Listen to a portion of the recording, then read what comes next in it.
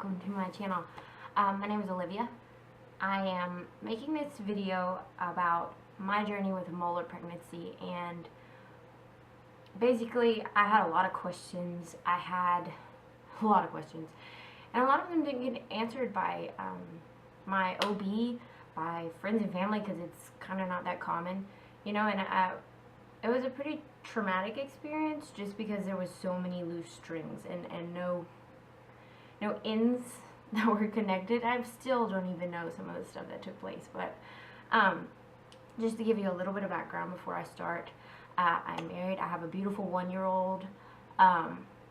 We weren't trying to get pregnant when this happened.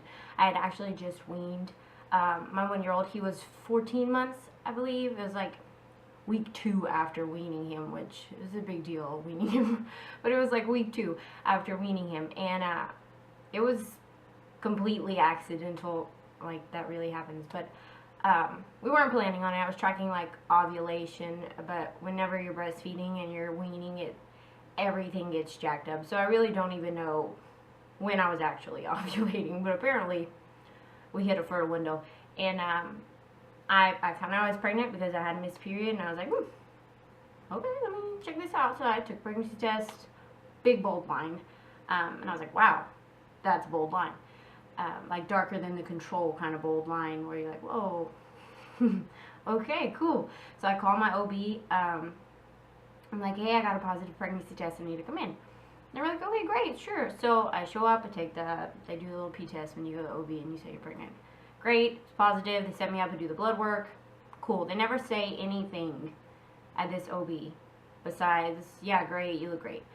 When I was leaving, she was like, so you can either wait and just come around 10-12 weeks and we'll do your first ultrasound and some other tests that I need to do at that time, because we live like an hour from the hospital, from the OB office.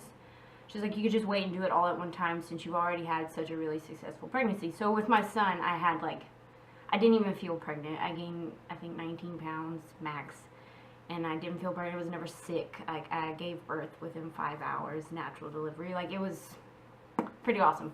So they were like, oh, just come in at 10 or 12 weeks so you don't have to make an extra trip. So I said, okay. I mean, they're obviously comfortable with it. And I think before you ever have a miscarriage, or before you have like anything happen during a pregnancy, you don't ever think about it. Like, I had such a blissful first pregnancy that you never even contemplate that something could go wrong. So I was just like, yeah, okay, whatever, that's fine. I have a problem where I trust people a little too much sometimes. So I was like, okay, cool. Everything kept going fine. I still had no really symptoms. I was bloated. Like, I was pregnant, but I didn't have any symptoms with the first either, so no big deal.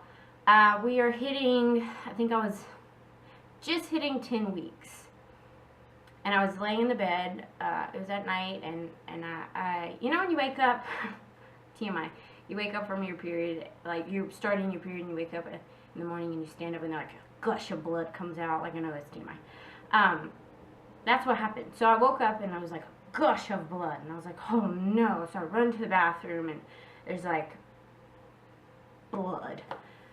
So I immediately started crying, freaking out, wake my husband up. I'm like, oh, we need to go to the emergency room ASAP. My kid's sleeping. Thankfully my mom and them live really close by. I called them up, they came. I was panicking at this point. It was like 1 o'clock in the morning. So we drive an hour to the emergency room to wait another hour and a half to be seen. They draw blood, they do all this stuff, and I knew something was so wrong because they had to call in the ultrasound tech. We live in the middle of nowhere. They call in the ultrasound tech. She comes in. She's doing the ultrasound and not saying anything. And before she started, she was like, oh, let's check on that baby. I'm sure everything's fine. Which, now that I think about it, she probably shouldn't have said. Might have been inappropriate considering she didn't know.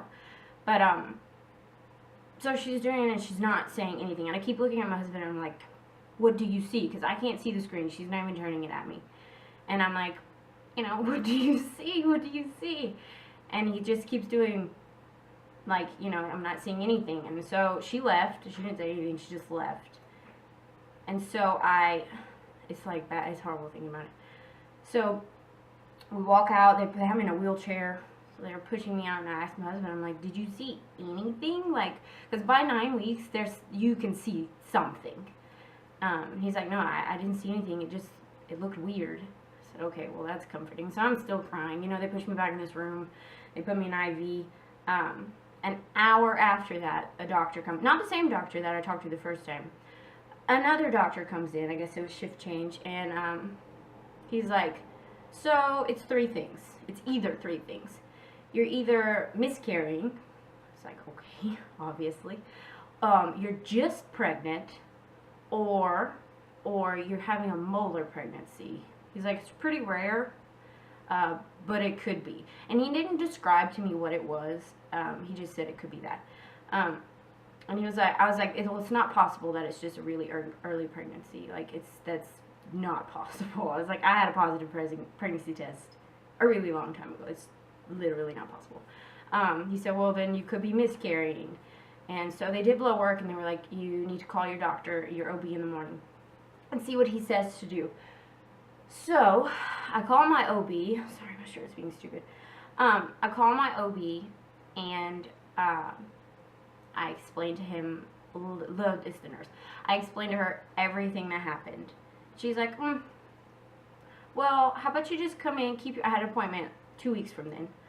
How about you just keep your appointment and come in then? I was like, what? No, are you kidding me? Like, something's obviously wrong. She said, so we'll come draw blood. You have to go to the emergency room to draw blood at this hospital. Go draw blood in the morning. If your levels rise, then everything should be fine. I said, oh, okay. So I hang up the phone, and I immediately call my OB that I had a long time ago. It's a different town. It's still an hour away. But I called them, and I was like, hey, something's going on. Is there any way you can squeeze me in? And they did. They immediately gave me an ultrasound. Same reaction with this ultrasound tech. Like, it's so awkward. It is so awkward because they just don't want to look at you, and I don't blame them. I get that. Like, that's not something you want to break to somebody. I get it. But she wouldn't look me in the eye, and she didn't say much, but she did say there's no baby in there. And I was like, okay, well, thank you for at least saying something, because at this point I still don't know what's happening. And she's like, yeah, there's no baby in there, but I have to let him explain everything to you, the doctor. And so I said, okay, cool. Go sit in the room, and I'm like shaking like a leaf. They drew my blood. Doctor finally comes in. He's like, well, your blood levels are rising through the roof. And I was like, oh, okay, so that's good, right? I was thinking, hey, they said if it's going up, that's good. No, it's not good. He said, because you're having a molar pregnancy. He said, your hormone levels are so high that I don't understand why you're not hospitalized from being so sick. And I was like, wow. No, I feel great. Besides the spurt of blood. I forgot to mention, I stopped bleeding after that gush of blood. There was no more blood. I, wasn't bleeding anymore. It wasn't persistent bleeding. I think if I would have kept bleeding, I'd have been, for sure, I guess, reassured in a strange way that it was a termination of pregnancy. But I stopped bleeding, so I still had this strange little hope. And, it's so horrible thinking about it. But he said, no, you have a molar pregnancy, and I've already scheduled you to have a D&C tomorrow, because it's over the size of a softball right now. So he then started to explain to me what a molar pregnancy is. Now, there's partial molars and there's full moles. I had a full mole. Partial is there's a baby with the growing placenta, but I had a full mole. So egg attached to my uterus wall of my uterus, and it didn't make it. Fertilized egg didn't make it, but the placenta began to grow crazy. And it looks like a bunch of grapes, because he let me look at the ultrasound stuff, and it looks like a bunch of little grapes in there. And he explained to me that that's why the hormone levels are so through the roof, and that's why they keep rising, because my body still thought it was pregnant. So sad. It's really sad. So I was like, okay, so I'm having surgery? He said, yeah, you're having surgery. I've literally never had surgery. I don't do needles. I didn't even have an epidural with my first kid. I just don't like that. So I was a bit panicking, shaking like a leaf. I was crying. My husband's like, it's going to be okay. It's going to be okay. So I go the next day, have the surgery. They scrape everything out. I didn't bleed for I guess the first 3 or 4 days. There was no bleeding. It's just really kind of, it wasn't even really that uncomfortable. It just felt like a few cramps. And then the bleeding started. And I bled for a long time. I'd say probably around 8-ish days, which is a long time for me. My periods are usually like 4 or 5 days max. And so I bled for that long, and then it stopped, and he was, and now you have to go, here's the catch with a molar pregnancy, it's not like a regular miscarriage. I had to go every week for blood draws, because they have to wait for your hormone levels to hit back to 0. If they don't hit 0, you have to go through this kind of treatment, because the molar pregnancies can turn cancerous. So I was pretty confident that they were going down, because I felt like I was on an emotional roller coaster. This is something that I never saw in anybody's videos. They did not talk about this. Hormonal crash like crazy. I felt insane. Like, my hormones were everywhere. I was so emotional, so crabby. Like, you could just tell my body was freaking out. And so he wanted to put me on birth control. And you can only start the birth control once you hit 0, though, is what he explained to me. That's what he wanted, at least. And so I said, okay, that's fine. I'm not really comfortable with birth control, though, because I feel like I'm really sensitive to synthetic hormones. I feel like I get a little out of control crazy. But, so it took roughly 5 months for me to hit 0. At first, it was super fast. Like, my numbers were going down every week. It was like, yes, yes, yes, yes. And then when I got to, like, 7, which I know people are 7, yeah, they can read it at, like until it gets to 0. 7. I was at 7 for 3 weeks. 7. I was like, man, something's wrong then. And he said, no, I still think you're okay. I'm alright with not doing the ultrasound again. He's like, because now, mind you, he explained to me that he's only had this happen twice in his career. He's seen this twice in his career. So he said, I'm going to wait a little bit longer and see what happens. So I said, okay. And it finally hit 0 after that. And he put me on the birth control. He put me on neutering, and I hated it. So I took it out immediately. And then he prescribed me an oral contraceptive, and I just stopped taking it because I feel crazy on it. And so they don't want you to get pregnant within a year when you have a molar pregnancy. Why, I'm still not sure. I did get an irregular pap smear from my last pap smear, and I'm pretty sure that has to do with why they don't want you to get pregnant, because so many things got, quote, this is a horrible way to say it, but so many things got jacked up that it's almost best just to let things get back to where they need to be. And I think it probably does take that long, because I still feel really out of whack.